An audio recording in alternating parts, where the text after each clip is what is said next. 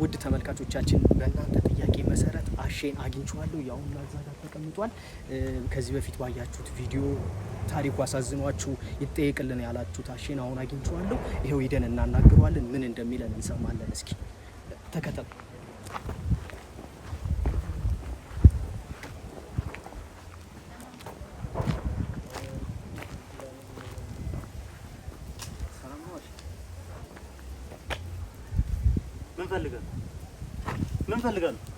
ምን መሰለህ አሺ፣ እኛ ሚዲያ ላይ አይተነህ እኮ ማለት የአየነው ታሪክ ትንሽ ስላሳዘነን እኛ ልንረዳህ ነው የመጣነው። ማለትም ያው እውነትና ውሸቱ ያው አልተረጋገጠም፣ ግን እስኪ እንዴት ነው እውነት ነው ወይስ ውሸት ነው የሚለውን ነገር ለማረጋገጥ ነው የመጣነው። አንተ ያው ካሜራ አለ እኮ ምንድነው የምታናግረኝ? ምን ፈልገህ ነው? አይ ከዚህ በፊት ሶሻል ሚዲያ ላይ አንድ ቪዲዮ ተለቆ ነበር እና ስለሱ ጉዳይ እኮ ምንድነው የምትጠይቀኝ? ምንድነው የምትፈልገው? አንተ ካሜራን አጥፋ፣ ወደዛ አጥፋ። ምንድነው ፍላጎት? ምንድነው አላማ? እኮ ምንድነው የምትረዳኝ? ልትረዳኝ እና በካሜራ ውስጥ አልፎ ነው ያንተ እርዳታ ነው የሚደርሰኝ? ምንድነው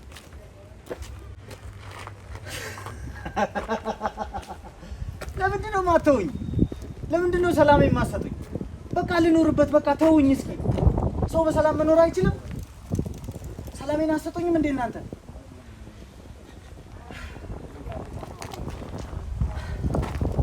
አራሽኔ በቃ እንደ ጓደኛ አድርገኝ፣ እንደ ጓደኛ ይሄ በቃ ይሄ እኮ ኖርማል እኮ ነው። ልክ እንደ ጓደኛ አድርገኝ። ጓደኛ ነው ያልከኝ? ጓደኛ ስትል ምን ትዝ አለኝ መሰለህ? አንድ በጣም እንዋደድ ጓደኛሞች ነበር። እኔም ሱቅ ነበረኝ፣ እሱም ሱቅ ነበረው። እኔ ጋር ዕቃ ሲያልቅ እሱ ጋር እየሄድኩኝ ወስዳለሁ፣ እሱ ጋር ዕቃ ሲያልቅ እኔ እየሄድኩኝ ወስዳለሁ። እየመጣ እኔ ጋር ይወስድ ነበር። በጣም ነበር የምንዋደደው። ሁለታችንም ፍቅራችን የትየለሌ፣ አብረን እንበላለን፣ አብረን እንጠጣለን።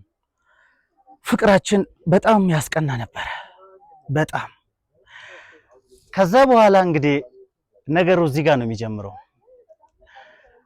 የሆነ ሰዓት ላይ የሆነ ክስረት ደረሰብኝ። እንግዲህ የጓደኛው ነጥቡ እዚህ ጋር ይጀምራል። ልክ እኔ ባላሰብኩት ሰዓት ላይ የሆነ ኪሳራ ሲደርስብኝ ቀጥታ ጓደኛዬን ሄጄ አማከርኩት። ጓደኛዬ አሁን እኔ ኪሳራ ደርሶብኛል፣ ስለዚህ ሙሉ ዕቃዬን ውሰደው አልኩት። አንተ ሙሉ ዕቃዬን ውሰድ፣ በቃ እኔ ከዚህ በኋላ ይሄን ስራ መቀጠል አልችልም አልኩት። ከዛ በኋላ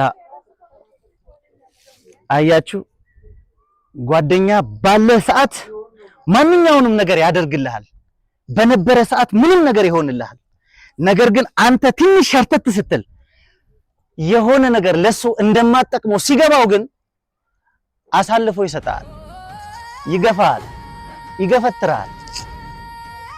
እንግዲህ እቺን ዕቃ ውሰድ፣ ይሄንን የሱቅ ዕቃ ውሰድ፣ እኔ ከዚህ በኋላ አቅም የለኝም፣ መቀጠል አልችልም፣ ከስሬያለሁ አልኩት። ምን ቢለኝ ጥሩ ነው? አይ እኔ ይሄንን ዕቃ አልወስድም፣ አሁን እኮ ዋጋ ቀንሷል እና አልወስድም አለኝ። እንዴ ጓደኛዬ እናውቀዋለን፣ ዋጋውን የታወቀ ነው፣ እንዴት ነው አልወስድም የምትለው አንተ? እባክህ እንደዛ አትበል። አብረን አሳልፈን አብረን ብዙ ነገር በልተን ጠጥተን እንዴት ዋጋ ቀንሷል ትላለህ? እኔ ዋጋውን አውቀዋለሁ አልኩት። አይ አንተ ዋጋውን አሁን አታውቀውም እኮ ቀንሷል፣ ከፈለክ በዱቤ በአመት ምናምን ልስጥ አለኝ። አየህ ጓደኛህን እንደሌለ አስመስለህ ካልፈተንከው በስተቀር ይጥልሃል። ስማር ብቻ ነው የሚፈልግህ ጓደኛ። አንተ ነገ እንደምትጠቅመው ካላወቀ ነገ ለሱ በጣም ይቅርታ ዋጋ እንደምትሰጠው ካላወቀ ገፍትሮ ነው የሚጥልህ። ብቻ ብዙ ነገር አለ። ቆይ ግን ምን ፈልጋችሁ ነው የመጣችሁት እናንተ እኔ ጋር? ምንድነው ሐሳባችሁ? ልረዳኝ? ለምንድን ነው የምትቀርጸኝ አንተ? አስፈቅደኸኛል? ፍቃድ ጠይቀሃል? አየህ ደሃ ፍቃድ አይጠየቅም። ደሃ አይጠየቅም። ይሄን ሀብታም በሆን ኑሮ መተህ እባክህ አንዴ ልቅረጽህ እባክህ ልቀርጽ እፈልጋለሁ። ታሪክ አስተማሪ ነው፣ ለብዙ ሰዎች ያስተምራል ብለህ ትጠይቀኝ ነበረ። ግን ድሃ ነኝ። ድሃ ፍቃድ አይጠይቅም። ድሃ ሲዘንጥ እንኳን በባዶ ኪስ ነው ዘንጦ ሄዶ ይባላል።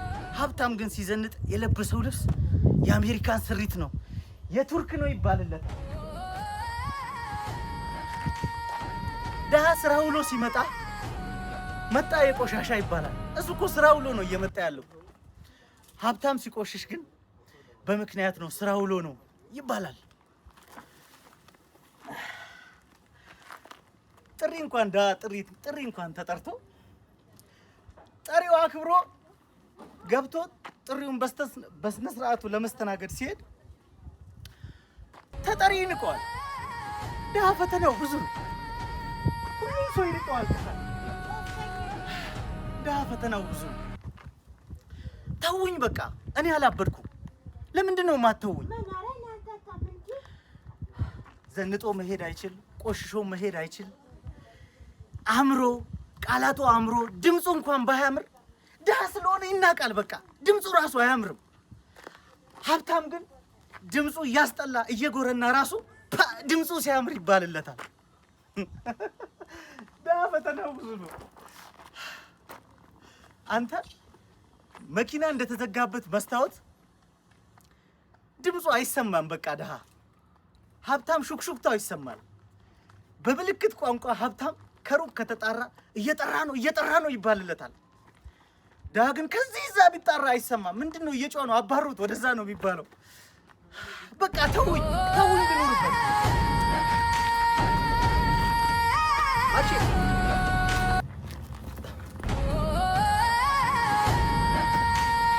አሺ